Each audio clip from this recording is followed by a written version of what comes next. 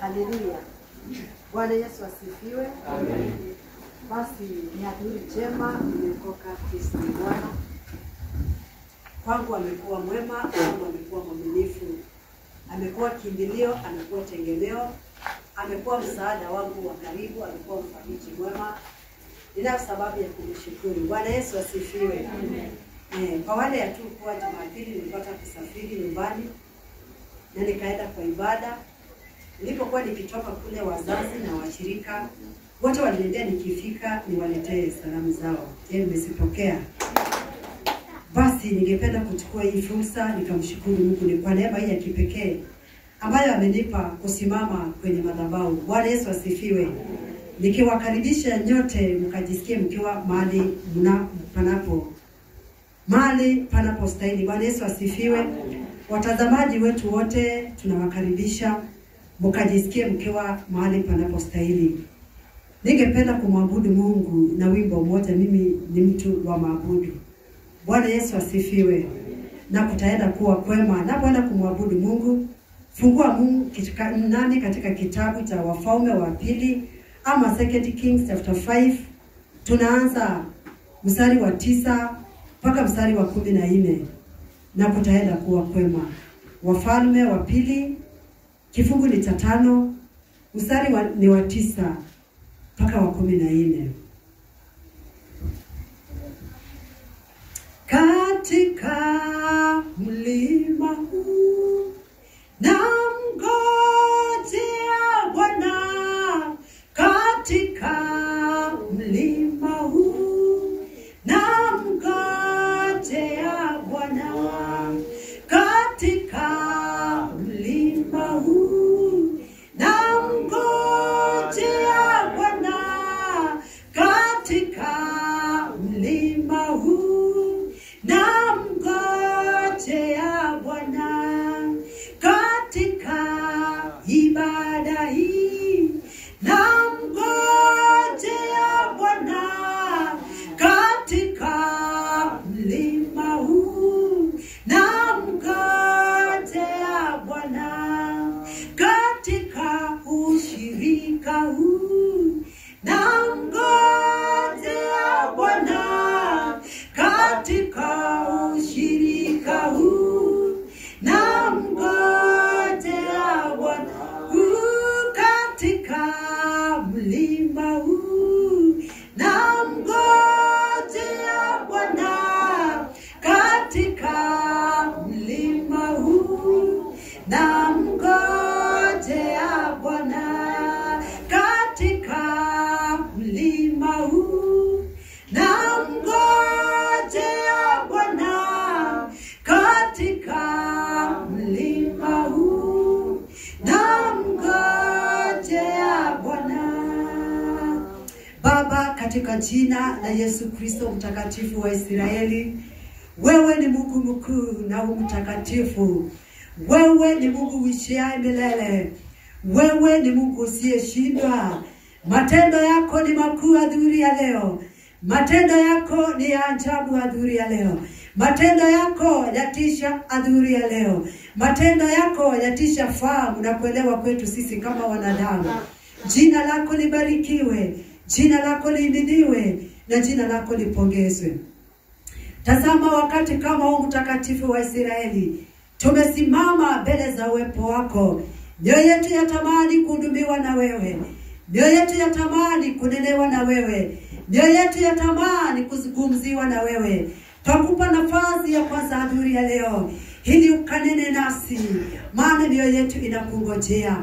Nami ni chombo mbele zako, ukanitumie jinsi utakavyo ili nikapate kunena mausia yatokao juu mbinguni. Jina lako libarikiwe na jina lako lipewe sifa. Kwa jina la Yesu tumeomba na hata tumeshukuru. Amen. Bwana Yesu asifiwe. Ninajua umeingia katika kile kitabu nilichokuambia. Kwa wale ambao wanijui kwa majina, ninaitwa Sara. Naweza niita Mama Sara, Mama Faith, Mama Joy. Nampenda huyu Yesu maana alinipenda wakati ambapo sikupendeka, alinifahamu wakati ambapo sikufahamika, na kanitafuta na kanifanya mwana katika ufalme wake. Hivyo sioni haya ninapomsifu, sioni haya ninapomtangaza, sioni haya ninapomhubiri. Bwana Yesu asifiwe. Wafalme wa pili kifungu ni cha 5 mstari ni wa 9, lakini wacha nianze wa kwanza ili ukapate kuelewa. Basi Naaman, jemedari wa majeshi la mfalme wa Shamu, alikuwa mtu mkubwa mbele ya bwana wake na mwenye kuheshimiwa kwa sababu ya mkono wake. Bwana alikuwa amewapa Washami kushinda. Tena alikuwa mtu hodari wa vita, lakini alikuwa mwenye ukoma. Na Washami walikuwa wametoka vikosi, wakachukua mfungwa mmoja, kijana mwanamke kutoka nchi ya Israeli, naye akamhudumia mkewe Naaman. Akamwambia bibi yake, laiti bwana wangu angekuwa pamoja na yule nabii aliyeko Samaria, maana angemponya ukoma wake. Mtu mmoja akaingia akamwambia bwana wake, akasema, yule kijana mwanamke aliyetoka nchi ya Israeli asema hivi na hivi. Mfalme wa Shamu akasema, haya basi, mimi nitampelekea mfalme wa Israeli waraka. Basi akaenda zake, akachukua mikononi mwake talanta 10 za fedha na vipande vya dhahabu 6,000 na mavazi 10. Akampelekea mfalme wa Israeli waraka ule kusema, waraka huu utakapokuwasilia, tazama nimemtuma mtumishi wangu Naaman kwako, ili upate kumponya ukoma wake. Ikawa mfalme wa Israeli alipousoma waraka, alirarua mavazi yake akasema, je, mimi ni Mungu niue na kuisha, hata mtu huyo akinipelekea mtu nimponye ukoma wake? Fahamuni basi na kusi muone ya kuwa mtu huyu anataka kugombana nami. Ikawa Elisha yule mtu wa Mungu aliposikia kwamba mfalme wa Israeli ameyararua mavazi yake, ndipo akatuma mtu kwa mfalme akasema, mbona ameyararua mavazi yako? Na aje sasa kwangu mimi, naye atajua kuwa yuko nabii katika Israeli. Basi Naaman akaja na farasi wake na magari yake, akasimama mlangoni pa nyumba ya Elisha. Naye Elisha akampelekea mjumbe akasema, enenda ukaoge katika Yordani mara 7, na nyama ya mwili wako itakurudia, nawe utakuwa msafi. Lakini Naaman akakasirika, akaondoka akasema, tazama, nalidhania bila shaka atatoka kwangu na kusimama na kuomba kwa jina la Bwana Mungu wake, na kupitisha mkono wake mahali penye ugonjwa na kuniponya mimi mwenye ukoma. Je, Habana na Farati, mito ya Damaseki, si bora kuliko maji yote ya Israeli? Je, siwezi kujiosha ndani yake na kuwa safi? Akageuka akaondoka kwa hasira. Watumishi wake wakamkaribia wakamwambia, wakasema, baba yangu, kama yule nabii angelikuambia kutenda jambo kubwa, usingelitenda? Je, si zaidi basi akikuambia jioshe uwe msafi?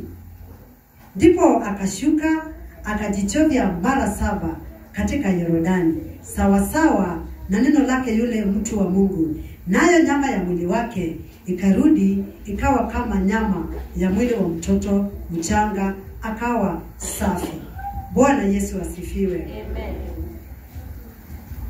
Neno la Mungu linatuambia huyu ni mtu ambaye, jambo la kwanza tumeambiwa, alikuwa anaitwa Naaman. Na akiitwa Naaman alikuwa ni jemedari wa vita. Jemedari wa vita ni kama kusema nini kwa jina lingine? He was a commander. Bwana Yesu asifiwe. A commander of army. Alikuwa ni jemedari wa vita, ambayo jambo ya kwanza akiwa jemedari alikuwa ameheshimika katika mji huo. Ya pili tunaambiwa alipewa kibali na Mungu, yani hakutengwa.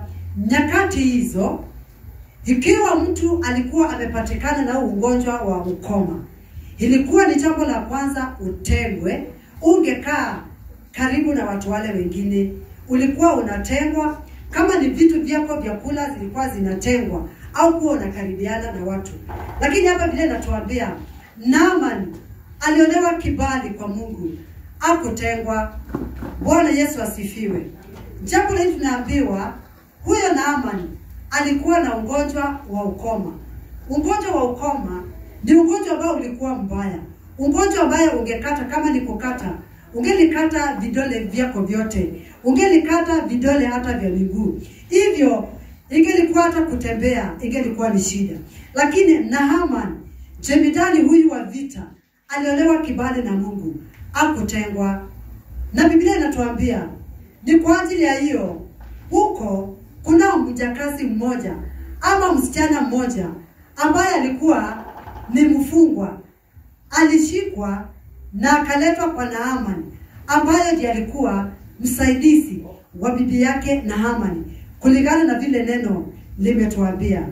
Mfanyikazi wake tunaambiwa wakati alipoingia katika hili nyumba na akaona bwana wake ama bosi wake jinsi alivyo, huyu mjakazi alikuwa ametolewa huko Israeli, Samaria, akaenda kwa bibi ya Naaman, na tunaona akimwambia, laiti bwana wangu angelijua ya kwamba kule nilikotoka, kule kwetu Israeli, kule kwetu Samaria, kunaye mtumishi wa Mungu ambaye angelimponya huu ugonjwa wake wa ukoma. Ni kumaanisha ya kwamba Naaman, ijapokuwa alikuwa jemedari, ijapokuwa alikuwa na pesa nyingi, kama ni mahospitali alikuwa ameenda, alikuwa amejaribu kujitibu, lakini ikashindikana. Ndiposa tunaona huyu mjakazi akiambia bibi yake, laiti huyu bwana wangu angelijua na angelikubali kule kwetu nilikotoka, kule kwetu nilikotoka kama mtumwa, kunaye mtumishi wa Mungu, angemuombea na akapata kupona huu ugonjwa wake. Na basi tunaambiwa alivyoambiwa hivyo, mmoja wa wale waliokuwa pale akaenda akamwambia mfalme wa Shamu, nimesikia yule mjakazi ama yule mfanyikazi wa Naaman akisema hivi na hivi. Na basi aliposikia hivi akaenda kwa mfalme, naye mfalme akasema, basi nitaandika mabarua ama waraka nipate kutumana kwa yule mfalme wa Israeli, na kumwambia ya kwamba hii barua ama hii waraka utakapoipokea, nitatuma mtumishi wangu ambaye ni Naaman, ambaye ni jemedari wa vita. Atakapokufikia, wewe pata kumuombea ili akapate kupona. Vile natuambia mfalme alipofikishiwa huu ujumbe ama hiyo barua ama huo waraka, akasema, je, mimi ni Mungu niue na niuishi? Huyu si ni mtu ambaye anataka kuleta magombano kati yangu na yule mtu? Na akakasirika, na kutoka pale vile akasema akayararua mavazi yake ama nguo zake.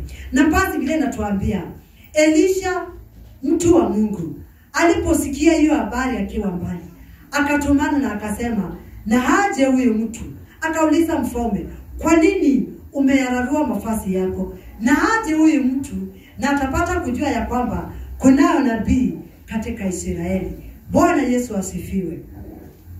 Basi vile natuambia yule mfalme ama yule Naaman alipotoka kule, kuna baadhi ya vitu alizipanga. Kuna dhahabu, vipande vya dhahabu ambazo alikuwa amesibeba, kuna manguo alikuwa amesibeba, na vitu kadha wa kadha. Bwana Yesu asifiwe.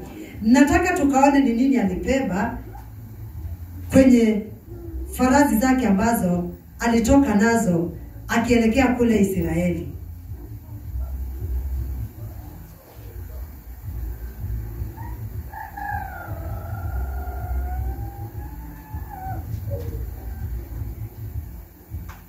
Bwana Yesu asifiwe.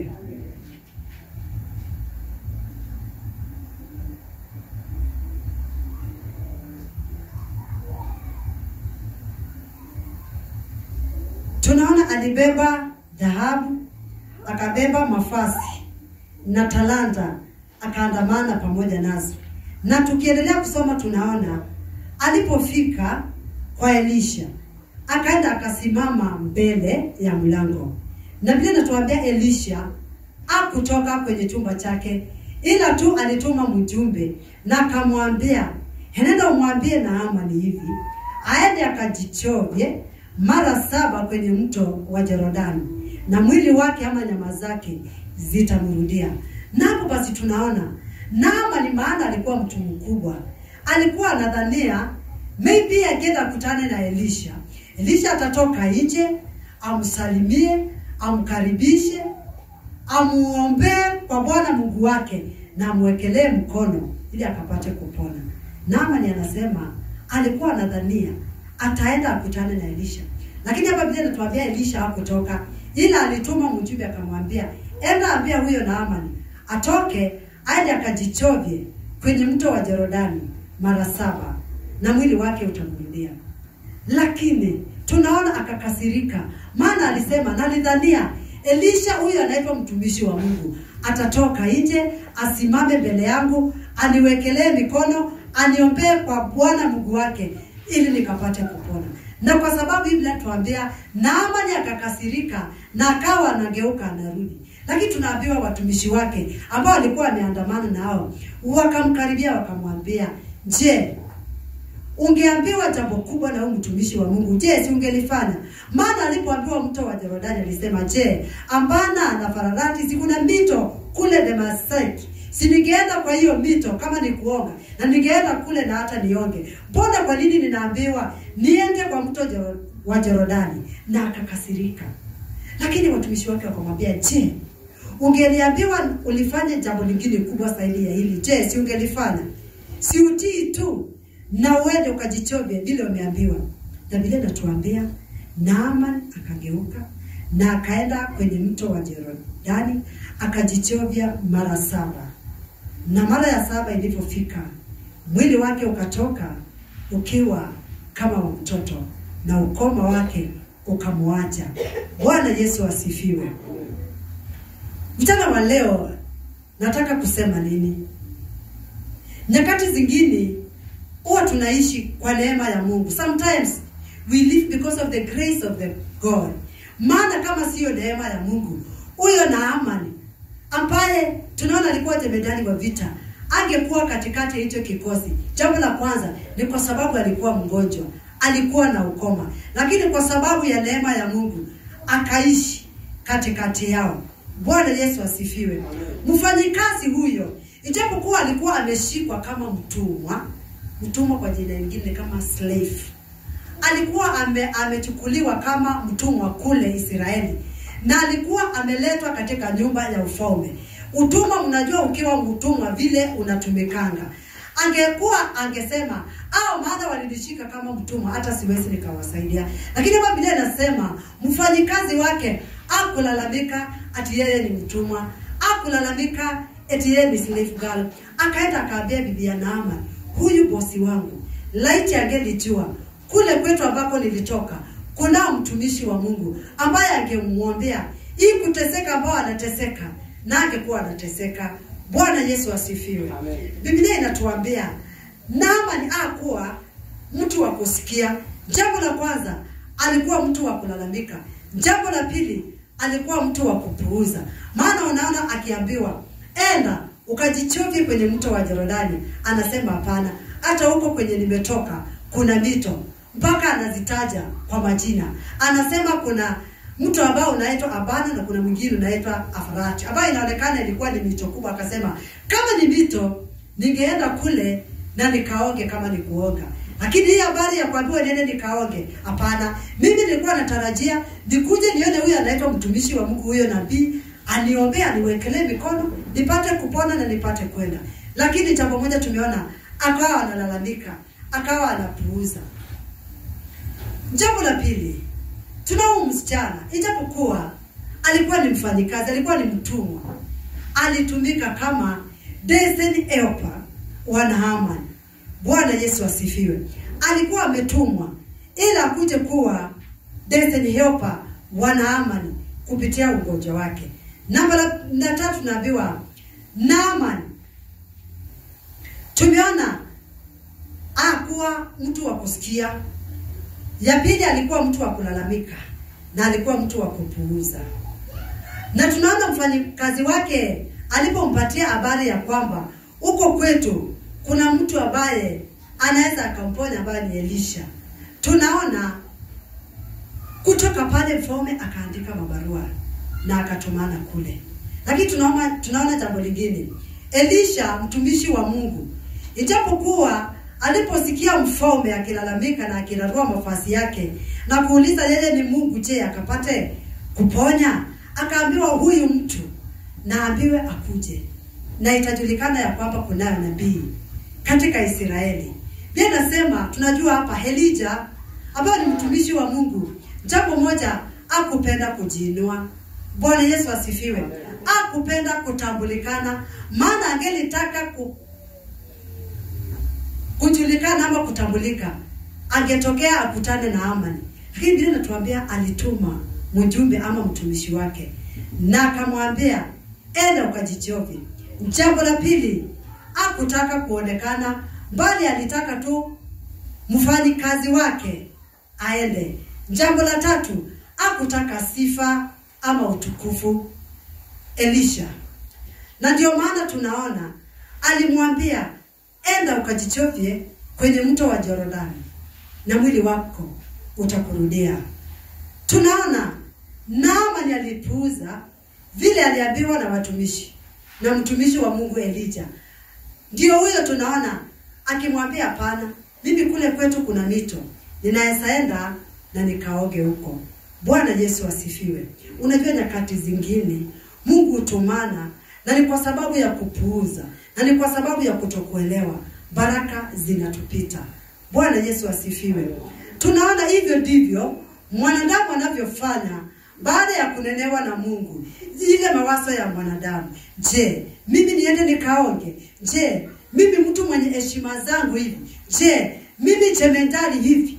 Niende nifue manguo zangu? Na maybe ninaona kama alikuwa ni jemedari wa vita. Si watu wanakuanga na escort? Wanakuanga peke yao? Lazima wakuwe na escort na lazima wakuwe na magari zake. Akafikiria akasema, mimi Naamani, mimi mwenye heshima zangu zote, niende kwa mto, na ninadhania ilikuwa mchana, nifue nguo zangu na niambiwe nioge kwenye mto? Hapana. Kupuuza. Na hayo ndiyo mawazo ya mwanadamu wakati Mungu anaponena nasi. Mapenzi ya Mungu kwetu ni nini? Mapenzi ya Mungu kwetu ni kutuinua. Mapenzi ya Mungu kwa Naamani ilikuwa ni akapone.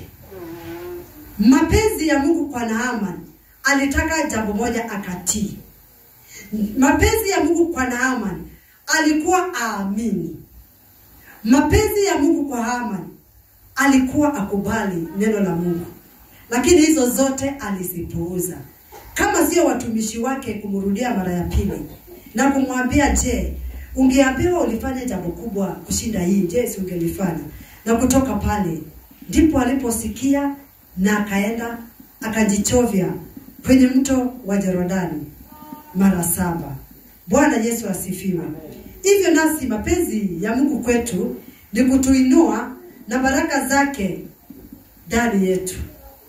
Kila wakati Mungu ako tayari kulifuatilia neno lake alitimize.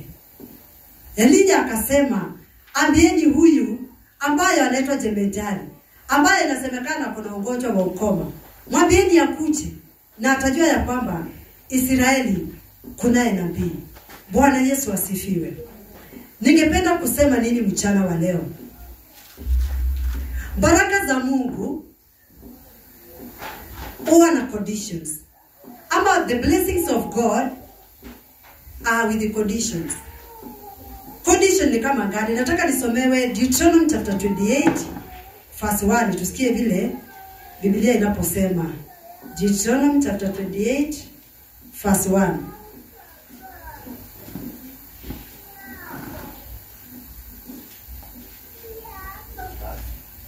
Verse 1. Soma.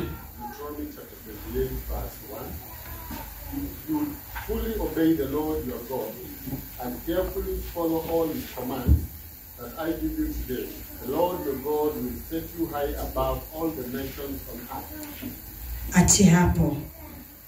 Na itakuwa utakapotii sauti na maagizo yangu ninayowaangiza leo. Baraka hizi zitafanya nini? Zitaandamana pamoja nani. Mungu ni Mungu wa instructions ama maagizo. Jambo moja, huwa anahitaji tufuate maagizo yake. Elisha akamwambia, enenda ukajichovye kwenye mto wa Yordani. Jambo la pili, nataka tusome Exodus chapter 23 verse 21. Tusikie nayo vile inasema.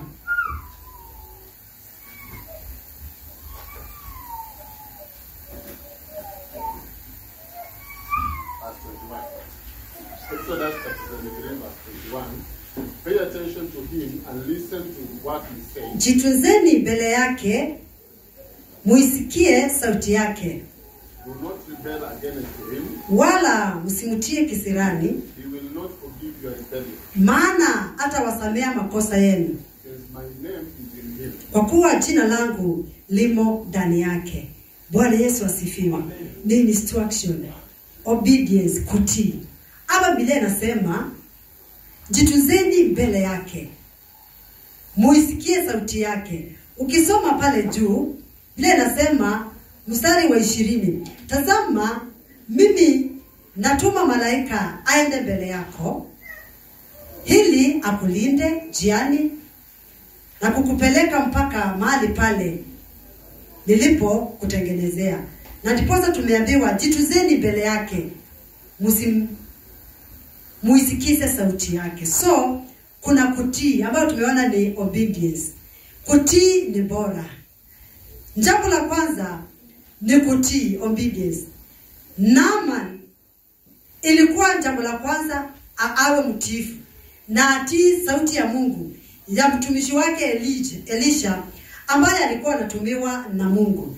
Na tunaona jambo la pili, obedience in his word. Kuna kutii katika neno lake Mungu. Elijah akamwambia kupitia neno, enda ukajichovye kwenye mto wa Yordani na utapona. Jambo la tatu, God needs obedience. Obedience matters very much.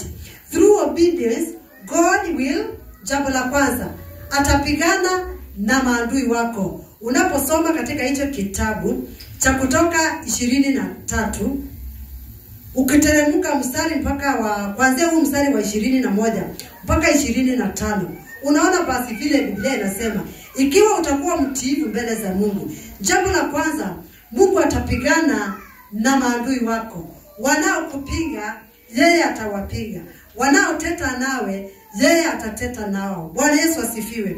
Jambo la tatu, anataka ukuwe mtiifu. Kwa nini? Ukuwe mtiifu kwa kuamini. Faithful before him, kuwa mwaminifu mbele zake Mungu. Jambo la kwanza tunaona, once you obey the voice of God, you will never be disappointed, you will never be ashamed. Bwana Yesu asifiwe. Maybe Naaman alikuwa anadhania, mimi huyu mtu maana ameniambia niende tu nikaoge kwenye mto wa Yordani, sitaenda, nitarudi. Hata kule kwetu Damaseki kuna mito, na saenda na nikaoge huko na nipone. Lakini jambo moja, aliamini na akawa mwaminifu na akaenda akajitumbukiza. Kwa hivyo kumaanisha ukiwa mwaminifu, ukiwa mtiifu, haya mambo yote yataandamana pamoja nawe. Jambo la pili tunaona being righteous, kuwa mtakatifu mbele za Mungu. Haya ndio yale maagizo Mungu anayohitaji ili akapate kukukumbuka, ili akapate kuachilia baraka zake kwako. Kuwa mwaminifu, kuwa mtiifu na kuwa mtakatifu, maana yeye ni mtakatifu na andamani na giza. Jambo la pili tunaambiwa Mungu ako na njia ya kutuongoza ili tukaweze kufikia hatima zetu ama baraka zetu. Jambo la nne inasema Mungu anahitaji tukakae katika njia zake. To stay according to his ways. Kukaa katika njia zake. Ya tano anatuambia by following God's instruction, kama vile tumesema. Anasema anataka tukawe watiifu mbele zake na kufuata njia zake. Ni kwa nini Yordani? Unaposoma katika hii Biblia, tunaona Yordani imetumika mara nyingi.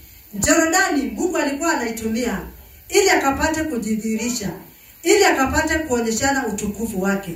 Tunaona Yordani, hiyo ndio iliyotumiwa na nani? Mtu wa kwanza. Tunaona Yordani ndio ilibatiziwa Yesu, si ni kweli?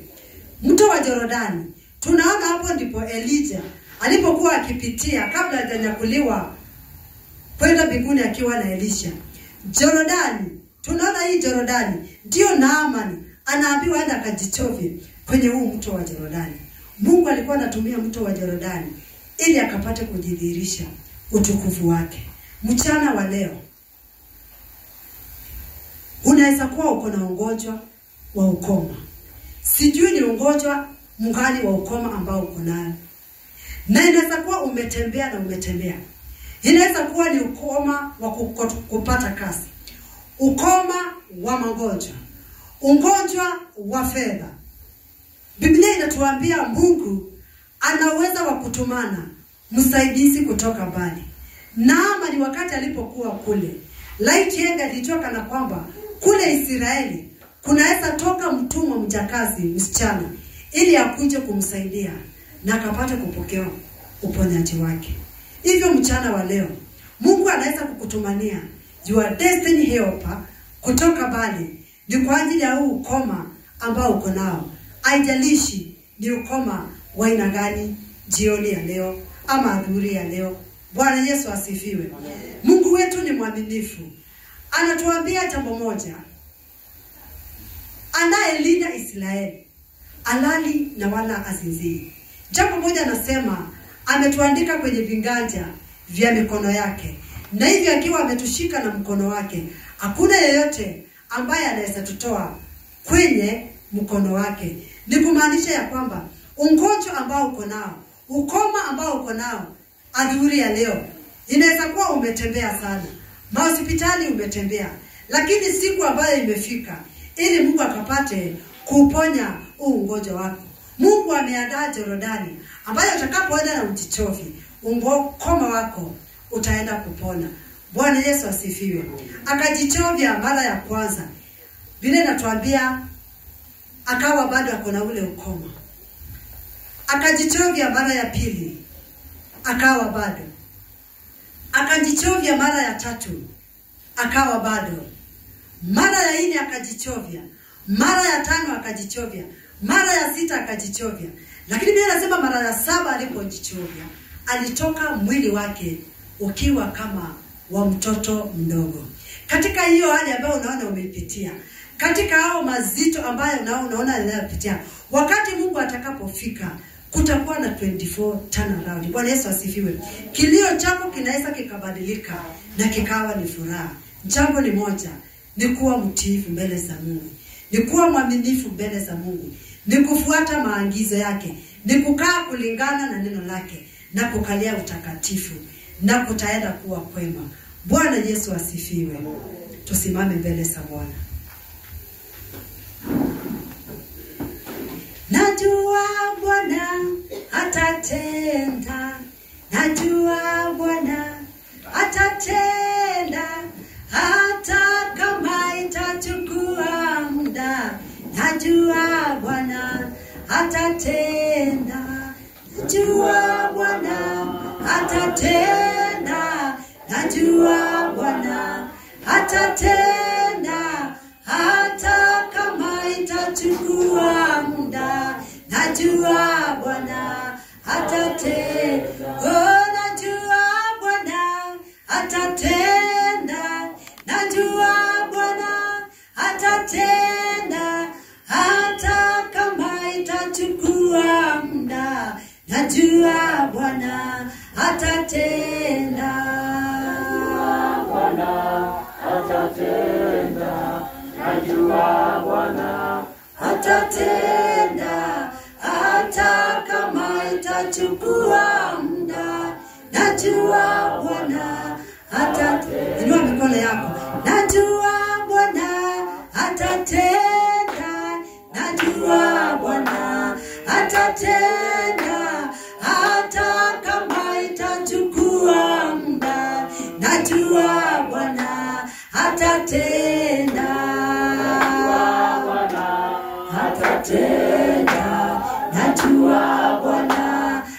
atatenda, hata kama itachukua muda. Najua Bwana atatenda. Naamini Bwana atatenda. Najua Bwana atatenda, hata kama itachukua muda. Najua Bwana atatenda. Najua Bwana atatenda. Najua Bwana atatenda, hata kama itachukua muda. Najua Bwana atatenda. Najua Bwana atatenda. Najua Bwana atatenda, hata kama itachukua muda. Najua Bwana atatenda. Najua Bwana atatenda. Najua Bwana atatenda, hata kama itachukua muda. Najua Bwana atatenda. Najua Bwana ataponya. Najua Bwana ataponya, hata kama itachukua muda. Najua Bwana ataponya. Mwambie atatenda. Najua Bwana hata kama itachukua muda. Najua Bwana najua Bwana atabariki. Najua Bwana atabariki, hata kama itachukua muda. Najua Bwana atatenda. Yesu atatenda. Najua Bwana Yesu nataka kama itachukua muda. Najua Bwana atatenda. Baba, katika jina la Yesu Kristo tunakutukuza, ni kwa sababu ya upendo wako. Wewe ni Mungu na ufananishwe na mwingine, Bwana wa majeshi. Ni kweli katika nchi Naaman alikotoka kulikuwa na miungu na mahekalu zao, ila kwa sababu ya wema na ukuu wako alielekezwa katika hekalu lako na kwa mtumishi wako, ili kwamba akapokea uponyaji wako. Yesu, tunajua unaweza na umeweza.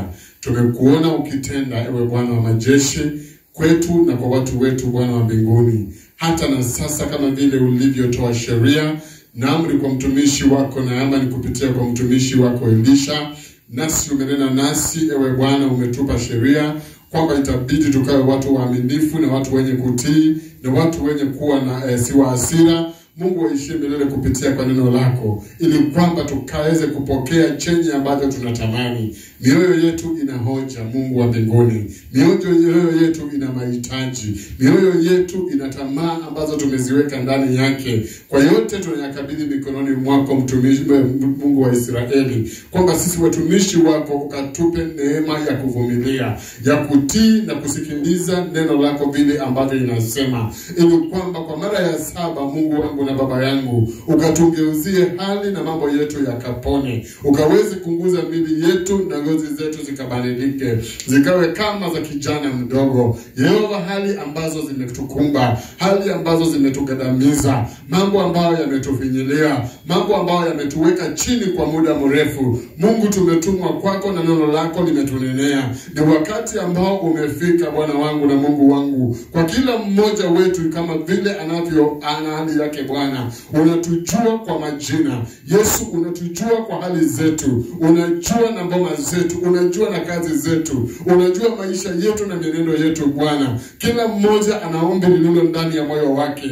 Yehova, ninakuomba ukatupe neno la wakati huu, kwamba tukaweze kupona tutakapomaliza kujisovya ndani ya damu ya Yesu iliyomwagika msalabani. Tunakushukuru ni kwa sababu ni wewe. Yehova, tunasema ni wewe umetupea neema hata ya kuingia wameingia kwenye kanisa, Mungu wa Israeli. Wengine wamefinyiliwa na hali, wametafuta waganga. Wengine wametafuta watu wakuu serikalini. Ila sisi ni wewe tunayetafuta. Tumevuka milima na mabonde, Jehova. Tukatoka kwa nchi zetu, ewe Bwana. Tukielekea kwa mtumishi wako Israeli. Ili Jehova ukaweze kuhudumia hali zetu. Ninakuomba kwa ajili ya mama aliye mahali hapa, ambaye anafinywa na jambo fulani. Jehova, ni kwa ajili ya mzee ambao jambo la nyumba yake imekuwa mzigo. Kwa ajili ya mwana Rika ambao kuna mambo yamemkumba moyoni mwake. Hata na watoto wetu, Mungu wa Israeli. Ni wewe utanena neno nasi tutapona. Ni wewe utanena neno na maisha yetu itabadilika. Mchana wa leo ukatukumbuke Bwana. Mchana wa leo ukaturehemu. Biblia inasema neema yako ni mpya kila asubuhi. Ninakuomba kwa ajili ya mchana wa leo, ukatuangalie na jicho la rehema, ukatuangalie na jicho la huruma, Mungu wa Israeli. Na utakapokuwa ukitupa uvumilivu, utatupa unyenyekevu, Jehova, ukaweze kuponya mioyo yetu. Haufananishwi na mwingine, Mungu wa Israeli. Maandiko imesema hata Dameski kulikuwa na mito, na Naamani angeoga kule na akuwe msafi. Ila ukweli ni kwamba angeweza kupona. Ni kweli kuna nyumba nyingi tunaweza enda, ila ni kwa nyumba yako tumekuja ili tukapone. Yehova, hudumia nafsi zetu. Ni wewe tunayekuhitaji mchana huu. Ni wewe tunayetegemea, ewe Bwana wa majeshi. Asante kwa neno lako, Mungu ishio milele. Biblia inasema utalifuatilia neno lako, nawe utalitimiza kwenye maisha yetu. Timiza neno la uponyaji kwa maisha yetu. Ukaponye roho zetu, ukaponye miili yetu, ukaponye nafsi zetu, Mungu wa Israeli. Ninakuheshimu, ninakuenzi, ni kwa sababu hakuna aliye kama wewe. Mtumishi wako ambaye ametumika kwa ajili ya kunena neno lako, kama chombo chenye heshima, ukamkumbuke, ukambariki, ukamtende wema, ni kwa sababu wewe ni Mungu mkuu. Kwa jina la Yesu tumeomba na kuamini. Amen. Bwana asifiwe. Tukiwa tumesimama tu hivyo, wale watoto ambao